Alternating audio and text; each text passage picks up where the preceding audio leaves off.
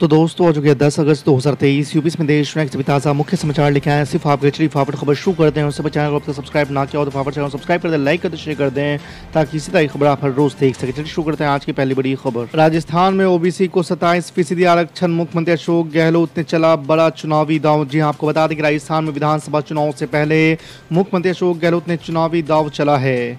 मुख्यमंत्री गहलोत ने ट्वीट कर कहा है कि राजस्थान में वर्तमान में जारी अन्य पिछड़ा वर्ग के लिए 21% आरक्षण के साथ 6% अतिरिक्त आरक्षण दिया जाएगा, जो ओबीसी वर्ग की अति पिछड़ी जातियों के लिए रिजर्व होगा। नेशनल कॉन्फ्रेंस के नेता फारूक अब्दुल्ला ने बुधवार को केंद्र सरकार को आड़े हाथ लेते हुए कहा है कि उसका काम करने का तरीका देश को खतरे में डाल रहा है और सरकार को नफरत छोड़कर मोहब्बत की बात करनी होगी। आपको बता दें कि लोकसभा में सरकार के खिलाफ विपक्ष का विश्वास प्रस्ताव पर चर्चा में भाग लेते हुए अब्दुल्ला ने कहा कि हमें पाकिस्तानी मत कहिए, कब तक शक करेंगे कि हम पाकिस्तानी हैं। हम वतन के साथ खड़े हैं और खड़े रहेंगे। गृह मंत्री अमित शाह ने बुधवार को कहा कि मणिपुर की घटना शर्मनाक है, लेकिन उस पर राजनीति करना उससे भी ज्यादा शर्मनाक है। उन्होंने कहा कि सरकार की मंशा वहां जनसंख्यिकी में बदलाव करने की कतई नहीं है। ऐसे में सभी पक्षों को मिलकर उस राज्य में शांति बहाली की अपील करनी चाहिए।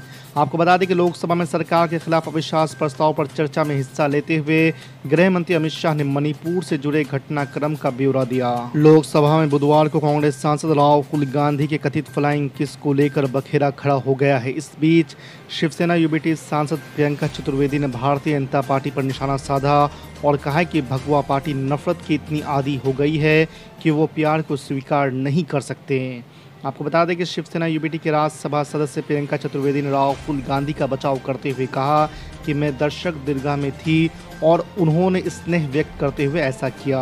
बुरे फंसे राघव चड्ढा फर्जी दस्तखत की होगी जांच, विशेष अधिकार समिति के हवाले हुआ मामला। जी हां, आपको बता दें कि आम आदमी पार्टी के सांसद राघव चड्ढा की मुश्किलें बढ़ती नजर आ रही है। राज्यसभा के सभापति जगदीप धनखड़ ने बुधवार को कुछ सांसदों की उन शिकायतों को विशेष अधिकार समिति के पास भेज दिया है जिनमें आरोप लगाया गया है कि राघव चड्ढा ने नियमों का उल्लंघन करते हुए उनकी सहमति के बिना सदन की एक समिति में उनका नाम शामिल करने का प्रस्ताव किया। वाराणसी में काशी विश्वनाथ मंदिर से सटी ज्ञानवापी मस्जिद के सर्वे को लेकर जिला जज की अदालत में मुस्लिम पक्ष की अर्जी पर सुनवाई हुई। इस दौरान अदालत ने कहा कि सर्वे की रिपोर्ट एएसआई गोपनीय रखेगी और केवल अदालत में दाखिल करेगी। वो किसी तरह का बयान मीडिया में नहीं देगी। रिपोर्ट लीक भी नहीं होनी चाहिए। अदालत ने यह भी कहा कि ज्ञानवापी में क्या मिला क्या दिखा आदि पर खबरें मीडिया में नहीं छपनी चाहिए। यूपी विधानसभा के लिए नई नियमावली का प्रावधान किया गया है। इसमें तय हुआ कि कोई सदस्य अध्यक्ष आसन की ओर नहीं जाएगा, विधानसभा में झंडे, प्रतीक और अन्य कोई वस्तु का प्रदर्शन नहीं करेगा। इसी को लेकर सपा प्रमुख अखिलेश यादव ने निशाना साधा है। अखिलेश यादव ने तंज कसते हुए कहा कि लगता है कि यूपी विधानसभा में प्रतिबंध के लिए अब और कुछ नियम आएंगे। टमाटर खाकर आना मना है, सांड पर बात नहीं, जनहित के मुद्दे उठाना मना आदि पर भी अखिलेश यादव ने तंज कसा है। टमाटर के बाद अब प्याज भी आपके घर का बजट बिगाड़ सकता है। देश की कई बड़ी मंडियों में प्याज की सप्लाई में कमी की वजह से जानकारों का कहना है कि कुछ दिन में प्याज की कीमतें भी आम आदमी को रुला सकती है। आपको बता दें कि टमाटर की कीमतें पहले से ही आसमान छू रही है। असम के मुख्यमंत्री ने मंगलवार को दावा किया है कि आज मणिपुर में जो भी हालात है उसके पीछे कांग्रेस की ही कारस्तानियां हैं। साथ ही उन्होंने यहां की हिंसा के लिए भी कांग्रेस को जिम्मेदार बताया।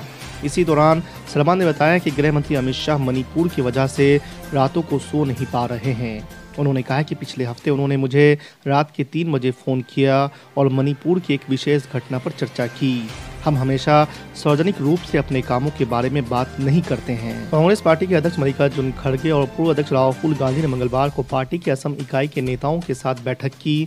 इस दौरान अगले साल होने वाले लोकसभा चुनाव की तैयारियों के बारे में चर्चा की गई। पार्टी मुख्यालय में हुई इस बैठक में कांग्रेस के संगठन महासचिव केसी वेणुगोपाल, पार्टी महासचिव और असम प्रभारी जितेंद्र सिंह, प्रदेश कांग्रेस कमेटी के अध्यक्ष भूपेन्द्र बोरा, सांसद गौरव गोगोई, अब्दुल खालिक और कई अन्य नेता मौजूद थे। संसद में दिल्ली सेवा विधेयक पास होने के बाद दिल्ली सरकार में प्रशासनिक फैसलों को लेकर बड़ा बदलाव नजर आएगा। दिल्ली की चुनी हुई सरकार को फैसले लेने का अधिकार तो होगा, लेकिन उन पर उपराज्यपाल की मंजूरी लेनी होगी। अधिकारियों के तबादले से लेकर अनुशासनात्मक कार्रवाई पर सिविल सर्विसेज प्राधिकरण फैसला करेगा। वहीं विधानसभा सत्र बुलाने के लिए भी एलजी की मंजूरी लेनी होगी। वाराणसी में काशी विश्वनाथ मंदिर से सटी ज्ञानवापी मस्जिद के सर्वे के दौरान हिंदूवादियों की ओर से बाहर आकर बयानबाजी करने से दुखी मुस्लिम पक्ष एक बार फिर कोर्ट पहुंचा है। अंजुमन इंतजामिया मसाजिद कमेटी ने ज्ञानवापी परिसर के वैज्ञानिक सर्वे की मीडिया कवरेज पर रोक लगाने के लिए मंगलवार को जिला जज की अदालत में प्रार्थना पत्र दिया है। इस प्रार्थना पत्र पर कोर्ट बुधवार को सुनवाई करेगा। संसद में अविश्वास प्रस्ताव पर चर्चा के दौरान लालू परिवार को निशाने पर लिए जाने को लेकर बिहार के डिप्टी सीएम ने बीजेपी पर पलटवार किया है। उन्होंने कहा कि पता नहीं क्या बोलते रहते हैं, इससे कुछ लेना देना है क्या। आज वहां अविश्वास प्रस्ताव पर बात हो रही है, न कि संख्या पर बात हो रही है। तेजस्वी यादव ने कहा है कि जितनी गाली दी जाती है उतना हम मजबूत होते हैं। हमारे परिवार को जितनी गालियां देते हैं परिवार उतना ही मजबूत होता है। जम्मू कश्मीर में अनुच्छेद 370 हटाए जाने की चौथी सालगिरह पर राज्य में कानून व्यवस्था बनाए रखने के लिए सुरक्षा व्यवस्था चुस्त की गई है। इस बीच शनिवार को पीडीपी चीफ और पूर्व मुख्यमंत्री महबूब मुफ्ती ने दावा किया है कि उनके साथ कई अन्य नेताओं को नज़रबंद कर दिया गया है। उन्होंने ट्वीट कर कहा है कि पीडीपी के अन्य सीनियर नेताओं के साथ हमें नज़रबंद कर दिया गया है। रात में पुलिस ने छापा डाला और हमारे कई नेताओं को थानों में बंद कर दिया गया है। हिंदी भाषा पर केंद्रीय गृह मंत्री अमित शाह की टिप्पणी को लेकर तमिलनाडु के मुख्यमंत्री एमके स्टालिन ने कड़ी आलोचना की है। स्टालिन ने कहा है कि हम हिंदी के गुलाम नहीं बनेंगे। आपको बता दें कि मीडिया रिपोर्ट्स के मुताबिक इससे पहले शुक्रवार को केंद्रीय गृह मंत्री अमित शाह ने नई दिल्ली में आधिकारिक भाषा पर संसद की समिति की 38वीं बैठक की अध्यक्षता की और कहा है कि हिंदी को बिना विरोध के स्वीकार किया जाना चाहिए। नूह हिंसा में शामिल करीब 36 उपद्रवियों के अवैध रूप से बने मकानों पर शनिवार को भी सरकार का बुलडोजर चला है। पुलिस और जिला प्रशासन की टीम ने सरकारी जमीन पर अवैध रूप से बनाए गए इनके 97 घरों को ध्वस्त कर दिया है। अधिकारियों के अनुसार जिन मकानों पर तोड़फोड़ की गई है उसमें रह रहे लोगों पर नूह हिंसा में शामिल होने का आरोप है। पुलिस अलग अलग पहलुओं से मामले की जांच कर रही है। उधर स्थानीय लोगों ने उसका विरोध शुरू कर दिया है। लोगों का आरोप है कि सरकार निर्दोष लोगों के मकानों को तोड़ रही है। बिहार के मुख्यमंत्री नीतीश कुमार ने शनिवार को शिक्षकों के मुद्दों पर चर्चा करने के लिए अपने आवास पर महागठबंधन के घटक दलों के नेताओं से मुलाकात की है। आपको बता दें कि पहली बार इतने बड़े पैमाने पर शिक्षकों की मांगों पर विचार करने की जरूरी कदम उठाने का आश्वासन दिया है। बैठक से बाहर आए नेताओं ने कहा कि मीटिंग सकारात्मक रही, लेकिन उन्होंने नतीजे के बारे में कोई समय सीमा और विशेष जानकारी नहीं दी है। ऑल इंडिया मजलिस इत्तेहादुल मुस्लिमीन के प्रमुख असदुद्दीन ओवैसी ने शनिवार को कहा कि कौन जानता है कि भारतीय पुरातत्व सर्वेक्षण की सर्वेक्षण रिपोर्ट सार्वजनिक होने के बाद इसका क्या असर होगा। उन्होंने उम्मीद जताई कि ये रिपोर्ट हजारों बाबरी मस्जिदों के द्वार नहीं खोलेगी।